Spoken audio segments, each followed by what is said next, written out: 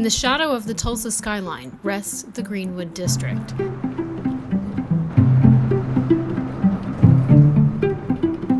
The historical neighborhood is adorned with murals, but the latest piece of art has come under scrutiny. When I heard about the possible removal, I thought about all of the other cities that have murals.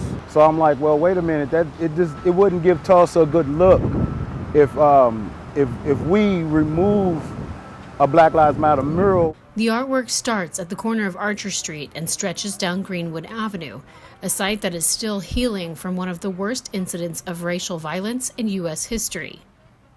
Nearly 100 years ago, the area known as Black Wall Street was besieged by an angry mob. Buildings were burned to the ground, hundreds of people were killed, and hundreds more were injured. A lot of that was because this area was rich in not just monetarily, but it was rich in culture. It was rich in the fact that African Americans who had just come out of slavery some 50 years ago, and they were able to do it on their own.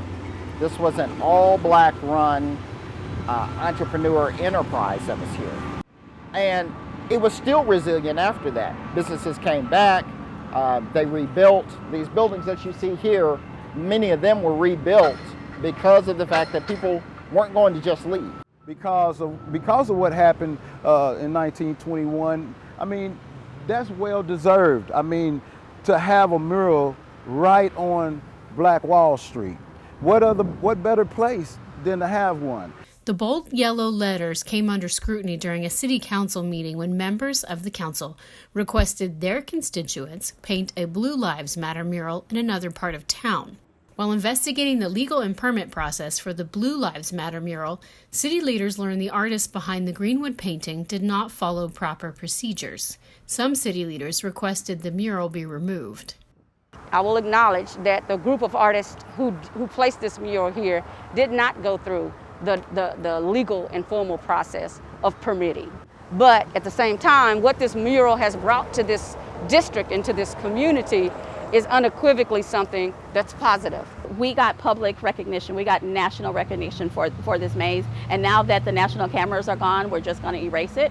I believe that it is a political move for no real reason, and it's performative, and it needs to stay. And there are ways, and if the mayor, the city council, the city wanted it to stay, they could make arrangements for it to stay. I think that people need to really focus on what they're going to do. There needs to be a consensus of thought. I think that anyone that wants to come together to make sure that this mural is going to stay here, and that the message behind this mural is represented, I support that. City, state, and community leaders are working to find a common ground and a solution that will allow the mural to stay in place. There is an effort by our city council to help preserve it through one of our Main Street districts, and we voted to actually put a petition in to keep the mural where it is. The Main Street program is a revitalization effort providing communities with tools to improve their historic areas and neighborhood business districts. In my opinion, I believe that when we talk about these destination districts and whatever is approved by the city to be included in them, that they must be historically significant and culturally significant. Clearly, a Black Lives Matter mural is culturally and historically significant in Greenwood. I am proposing that we go ahead and maintain this mural and go through the formal permitting process to allow it to stay. It will definitely, I have a high optimism that it will definitely stay on Greenwood, and we hope that it can be for future generations to see.